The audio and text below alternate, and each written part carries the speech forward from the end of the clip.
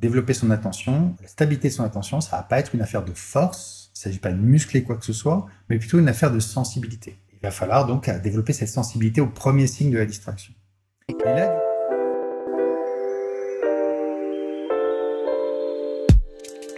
bonjour et bienvenue dans cette série de vidéos consacrée à l'attention et la concentration. Je suis Jean-Philippe Lachaud et je vais vous parler dans cette vidéo du sens de l'équilibre attentionnel. Alors pourquoi sens de l'équilibre attentionnel? Eh bien parce que quand vous entamez une activité, cette activité va avoir un début et une fin. Donc c'est comme si vous alliez d'un point A à un point B selon une trajectoire.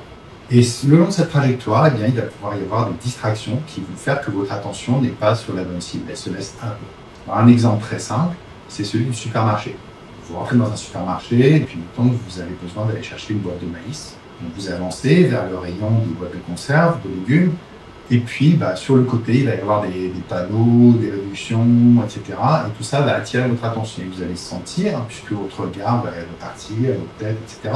Voire même, vous allez complètement oublier que vous allez chercher une boîte de maïs. Donc ça, c'est l'exemple vraiment de la trajectoire d'un point A à un point B, donc l'endroit où vous êtes jusqu'à la boîte de maïs, et puis de ces perturbations sur le côté. Donc votre attention, elle est happée dans tous les sens.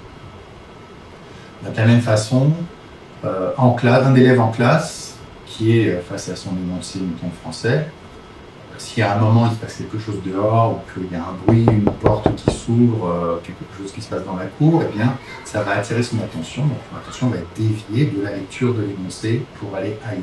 Donc on voit bien que c'est comme s'il y avait des forces qui vont prendre l'attention et la mettre ailleurs que sur ce qui doit être perçu en priorité, sur sa cible. Ces forces, évidemment, elles sont liées à des systèmes qui opèrent dans le cerveau, mais elles s'apparentent vraiment à une action presque sur le corps, puisque l'attention va être très liée au mouvement, par exemple, des yeux, de la tête, comme on peut voir encore dans le supermarché. Donc ça veut dire qu'il y a une métaphore qui est très forte avec un funambule sur un fil, ou bien un gymnaste qui essaie de passer sur une poutre. Puisqu'il y a un début, il y a une fin à ce fil, et puis le long de ce fil, il va y avoir ces forces qui déstabilisent. Et il va falloir pour ça rester en équilibre. Et rester en équilibre, ça veut dire quoi? Eh bien, ça veut dire sentir très tôt qu'on perd l'équilibre, c'est-à-dire sentir que la force s'exerce quand on commence à se déstabiliser et ramener tout de suite. Comme pour un funambule, une fois que l'attention est tapée, c'est trop tard. Parce qu'on a oublié ce qu'on cherchait à faire, etc. On a oublié sa boîte de conserve de maïs, on est passé sur un autre rayon, le rayon bonbons, coca ou je sais pas quoi. Et bien de la même façon, quand on est sur le fil, c'est trop tard pour se restabiliser quand on a trop perdu l'équilibre. Donc c'est vraiment tout de suite qu'il faut remarquer. Donc ça, on le retrouvera dans le travail d'apprentissage de la stabilité de l'attention. Et puis il y a une autre chose qui est intéressante, alors plus avec la poutre qu'avec le fil, c'est que la poutre a des dimensions. La poutre peut être plus ou moins étroite. Je prends l'exemple, imaginons que ce soit une poutre, ce livre. Eh bien cette poutre ici, elle est très large, ce qui fait que, dessus, si je fais un pas de côté, c'est pas grave. Et si la poutre est trop étroite, eh bien, au contraire, là, il faut que je sois très très attentif, il faut que mon attention soit vraiment bien sur sa cible tout le temps, parce qu'un pas de côté, je tombe. Et puis, cette poutre, elle peut être haute ou basse. Alors, haute, ça veut dire quoi? Si je tombe, il y a des conséquences assez graves.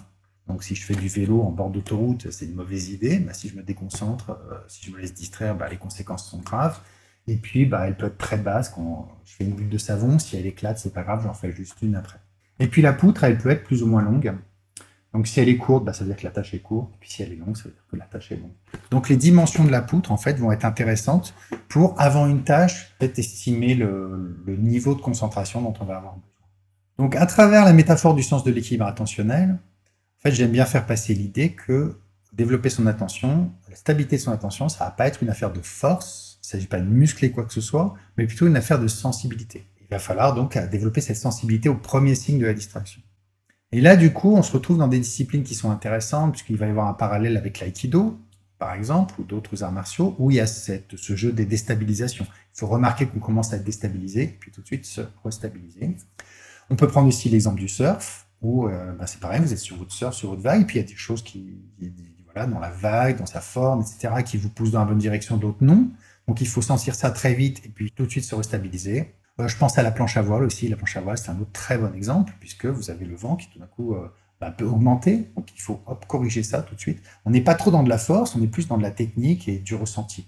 Donc ça, c'est important et je trouve que c'est très encourageant pour travailler son attention, parce que c'est beaucoup plus amusant de s'imaginer qu'on va développer cette espèce de capacité douce de restabilisation plutôt que de cette espèce de force épuisante et crispante. L'autre bonne nouvelle, c'est que finalement, on se retrouve dans une forme d'entraînement où chaque situation où on est face à des distracteurs va être propice pour développer ce sens de l'équilibre attentionnel.